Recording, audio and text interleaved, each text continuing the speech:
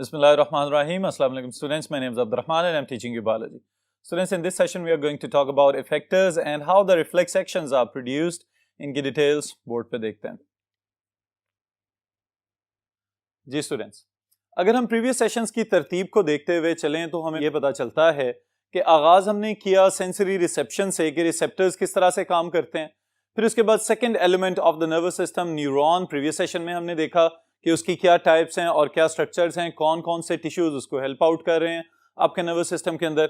And now this is the third thing और the third element, there are effectors.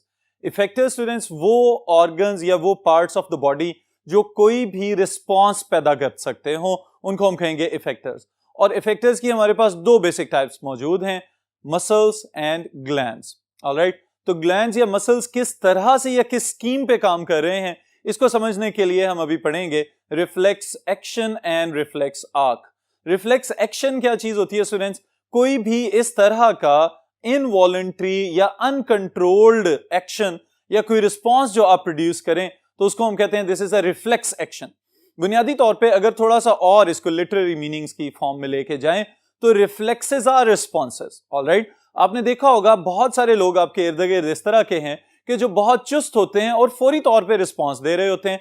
Even कोई teacher अगर कोई question पूछ रहे हैं तो उसका जवाब फौरन आ जाएगा. अगर कोई फिजिकली एथलेटिक है तो वो फिजिकली फौरी तौर पे रिस्पांस पैदा करेगा. लेकिन इन द सेम टाइम हमारे पास कुछ लोग इस तरह के भी होते हैं जो जवाब देने में भी सुस्त हैं और उसके साथ ही साथ मुख्तलिफ रिस्पॉन्सेज पैदा करने में भी सुस्त हैं. लेकिन scheme of flow of impulse या action potential it remain same in both types of the people. Alright, तो बुनियादी तौर पे अभी जो हम बात करने जा रहे हैं ये है बेसिक जो scheme of flow of action potential that is studied in reflex action and reflex arc. Action वो रिस्पांस जो आप पैदा करेंगे किसी स्टिमुलस के जवाब में, और उसके साथ ही साथ आर्क वो पाथवे जो आपका वो सारा एक्शन पोटेंशियल फॉलो करता हुआ चलता आ रहा है. रिसेप्टर से लेके इफेक्टर्स के रिस्पांस देने तक जो पूरा रूट अपनाया जाएगा उसको हम कहेंगे this is known as reflex arc. Alright students, so how we can define the reflex action? Any spontaneous, uncontrolled, involuntary and automatic action is called reflex action. बुनियादी तौर पे अगर इसको हम थोड़ा सा और evolutionary perspective में देखें तो स्टूडेंट्स ये वो responses हैं जो पहले से आपके inherited material के अंदर genetic material में शामिल हैं. यानी कि ये innate behavior का हिस्सा है कि इस तरह के responses जिसके लिए आपको कुछ learn नहीं करना पड़ा, पहले से आपकी बॉडी ने इनके responses देना सीखे हुए हैं, तो उन एक्शंस को हम कहेंगे these are the reflex actions. इसीलिए हम इनको क्या कह रहे हैं, ऑटोमेटिक हैं या इनवॉलंटरी हैं, हमें इसके लिए कोई खास प्रैक्टिस नहीं करनी पड़ी. ऑलराइट, फिर उसके बाद अगर हम रिफ्लेक्स आर्क को डिफाइन करें, the shorter pathway of the passage of impulse during a reflex action is called reflex arc. बुनियादी तौर पे चूंकि बहुत सारे रिफ्लेक्स एक्शंस इस तरह के हैं कि जिनके रिस्पॉन्सेज का ऑर्डर स्पाइनल कॉर्ड से ही आ जाता है, ब्रेन को सिर्फ इन्फॉर्म किया जा रहा होता है, ब्रेन की डायरेक्ट इन्वॉल्वमेंट नहीं होती, तो इस वजह से इसको हम कहते हैं कि ये पाथवे पहले की निस्बत शॉर्ट हो चुका हुआ है. तो इस पाथवे का नाम है रिफ्लेक्स आर्क. ऑलराइट स्टूडेंट्स, फिर अगर हम एग्जांपल के तौर पे यहाँ पे पेन विथड्रॉल रिफ्लेक्स की मिसाल लें तो हमें पता चलता है कि हमारे इर्द गिर्द कुछ एक्टिविटीज ऐसी होती हैं कि जिसकी वजह से हमारे नोसिसेप्टर्स कोई खास किस्म का थ्रेशोल्ड स्टिमुलस डिटेक्ट कर लेते हैं. नोसिसेप्टर्स कौन है? वो रिसेप्टर्स जो पेन को रिसीव कर रहे हैं आपकी स्किन के अंदर.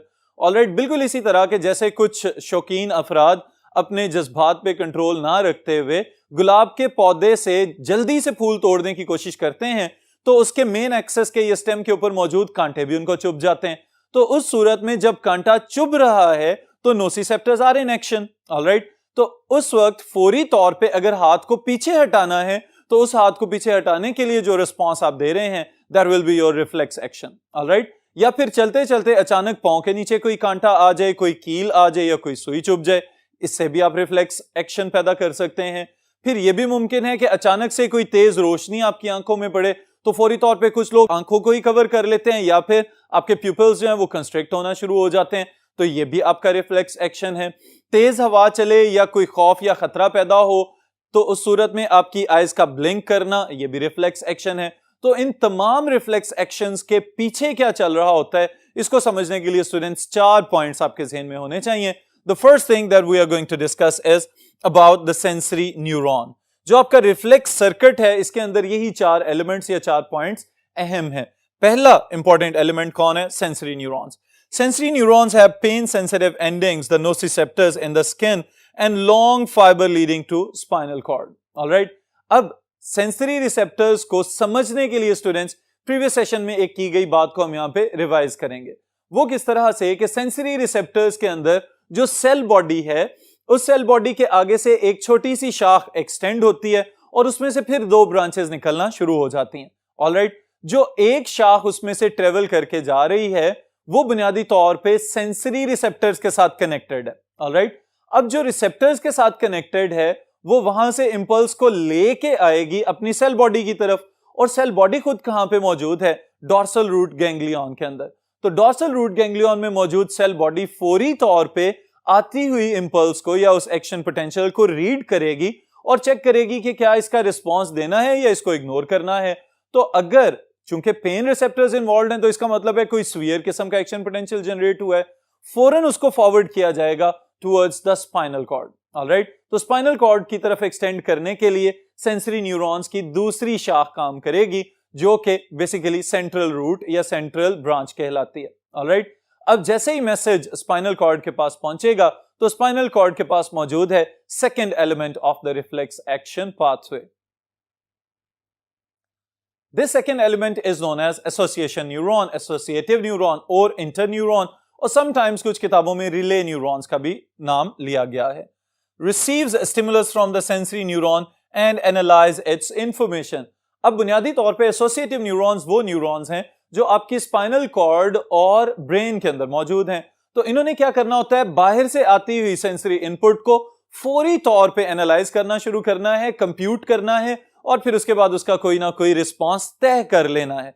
जो रिस्पांस एसोसिएटिव न्यूरॉन्स तय करते हैं वो फौरी तौर पे ऑर्डर की सूरत में मोटर न्यूरॉन्स को फॉरवर्ड कर दिया जाता है. हमारे पाथवे के लिहाज से motor neurons are the third important component. अब मोटर न्यूरॉन्स जो हैं ये फौरी तौर पे उस एसोसिएटिव न्यूरॉन से आए हुए ऑर्डर को अपने डेंड्रॉन एंडिंग्स पे रिसीव करते हैं और फिर उसी एक्शन पोटेंशियल को लेके फटाफट ट्रेवल करके चले जाते हैं towards the effectors. All right. And effectors are the fourth important component or element of the reflex action route. All right.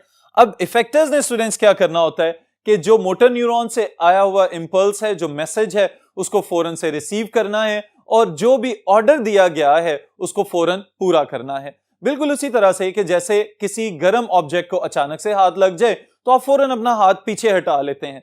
तो पीछे हटा लेना बुनियादी तौर पे this has been delivered or ordered by the associative neurons, और ये message deliver किसने किया? मोटर न्यूरॉन्स ने. और आपके लिए ये एक्शन किसने पैदा करवाया? आपके फ्लेक्सर मसल्स ने, जो बाइसेप्स की शक्ल में मौजूद हैं आपके फोर आर्म यानी कि बाजू के अगले हिस्से में. तो वहां से उन मसल्स को कॉन्ट्रैक्ट किया जाता है, कॉन्ट्रैक्ट करके फौरन हाथ को पीछे हटा लिया जाता है. तो this will become your reflex action. Alright students.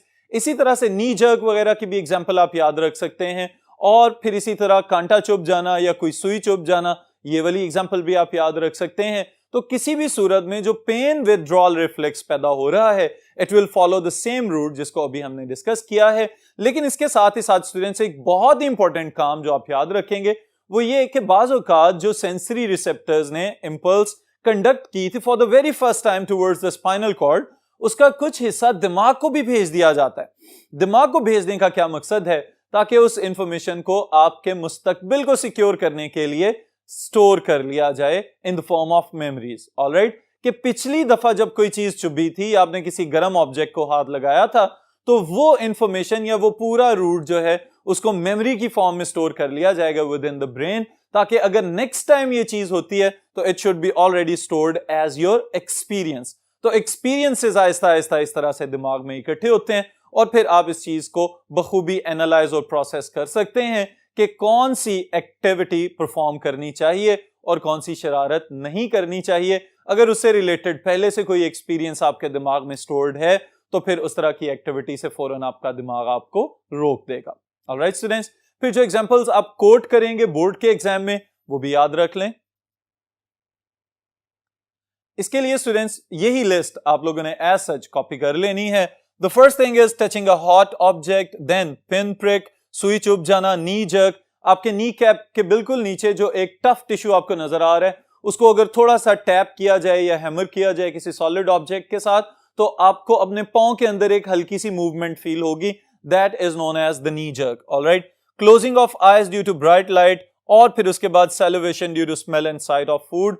खुराक की स्मेल या देखते साथ ही मुंह में सलाइवरी ग्लैंड्स का एक्टिव हो जाना, it is also your reflex action. Alright students, so this is all about the reflex action and reflex arc. फिर इंशाल्लाह नेक्स्ट सेशन में नेक्स्ट टॉपिक के साथ मुलाकात होगी.